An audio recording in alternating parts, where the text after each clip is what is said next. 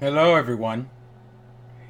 It's Schizomanic here to bring you Blue Exorcist. Wait, hold on, wait. Blue Exorcist, Season 2, Episode 3, Review. Let's go. Okay, so I need to get back on the ball doing this, like, when they come out. The problem is they come out on Fridays, and I'm busy on Fridays, and then Saturdays, you just want to chill out and you want to dick around. You don't want to deal with all this extra bullshit. But life sometimes gets you down and you got to pick yourself back up again. So, just to kind of cover what this episode 3 covers. In the manga, it primarily covers chapter 20 with a very small element of chapter 21. And I mean very small, like maybe 2 or 3 pages worth of material of chapter 21. And then, like, the section from last week, I said they skipped with Raimi and Kamiki, which is from chapter 18. Now, even here, they've changed and moved around some things. Like, considering the Kamiki scene doesn't happen, was supposed to happen probably last episode, the context of the scene is a little different, but not by much. And then, like, they kind of shortened the sequence in which, in the beginning of the episode when Shima and Ren are talking, and then we get Shima's brothers interacting with him, that scene actually drags out a little bit longer in the manga than it does in the anime. Although all it is just girl talk. Like, they're talking about girls. And there's not much to that conversation. But, as I said in these last few episodes, the majority of the season will be handled primarily just having the characters get themselves reaccustomed to Ren. And as you see, Shima is not cool with Ren, and by the end of this episode, Konekamaru is at least warming up to Ren, but it's the obvious, but we also need to talk about the Bond stuff that's going on. So apparently, we finally get a flashback to see what was the big deal and what caused all the people to get hurt during this whole incident, which is the reason why they're in Kyoto in the first place, and apparently, it's because the fire that they're chanting to keep the seal on the right eye under control, and something went awry that day.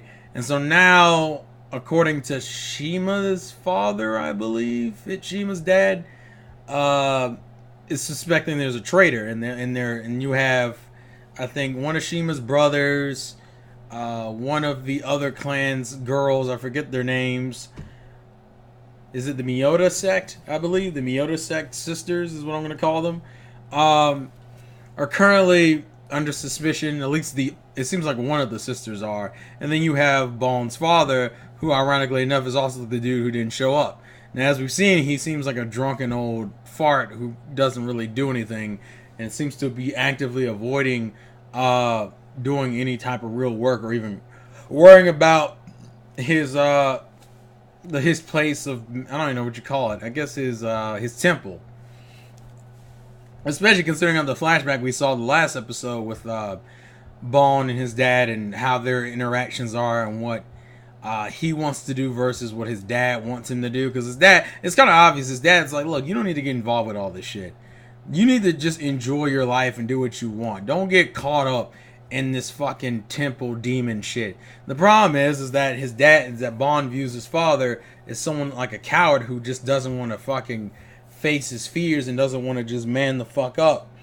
And so, because he looked up to his dad and he feels like his dad is losing his reputation because he won't just man the fuck up. So part of it is just him, is because Bond is super sensitive about that shit.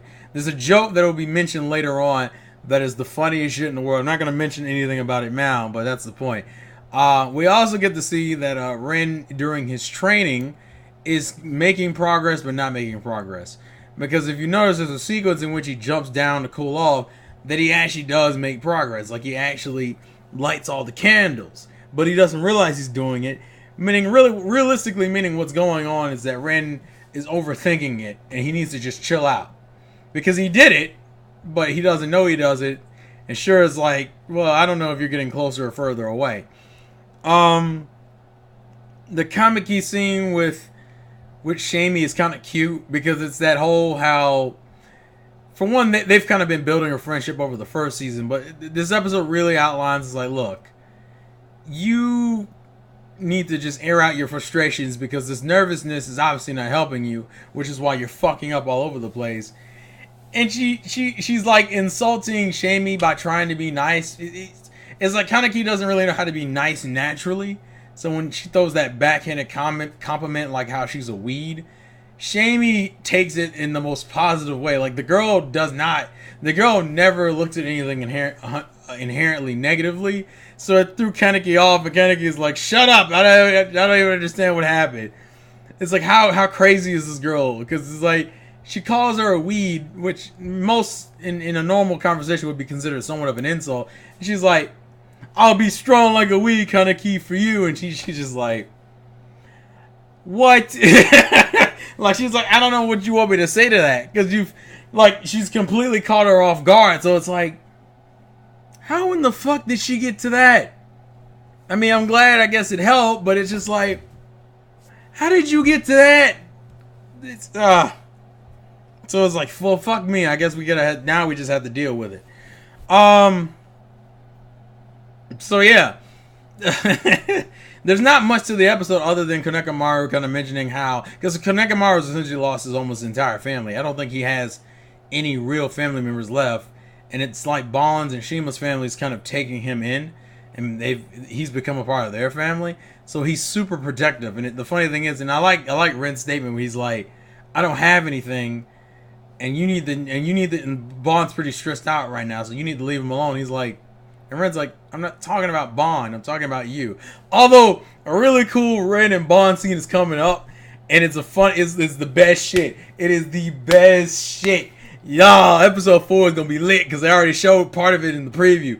You'll know it if you've seen Ren and Bond together. If you notice something about that sequence, you'll know there's something coming up. There's something really coming up, so it's gonna be great.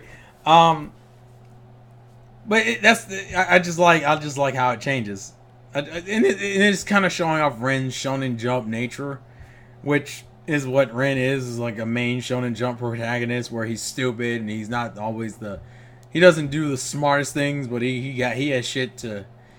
He can inspire people, and he can get down to the core of the issue, even if he doesn't understand what he's saying himself. But it was a good episode. I really enjoyed it. So please leave your thoughts and comments in the comment section below. As I said, this episode primarily handles the rest of Chapter 18 that they skipped. All of Chapter 20 in very small elements, and the element I'm referring to is Shamey talking about, I'm going to catch up to you. That's in Chapter 21, and it's portrayed differently, but it's not a major scene. I'm glad they included it, but it's not a major scene to be like, oh, they did all of Chapter 21. They did like 2 or 3 pages, if that. That might be a slight exaggeration. So yeah, Episode 3 covers all the rest of Chapter 18, all of Chapter 20, and a very small element of Chapter 21. Next week is when the shit hits the fan. I'm going to let you know now, and it's going to be fucking great. But yeah, this has been Schizomag, Life's a Gameplay to Win. Thank you guys for watching, and look forward to my stuff next week. Hopefully on time. I make no promises, because as you know, I am crazy.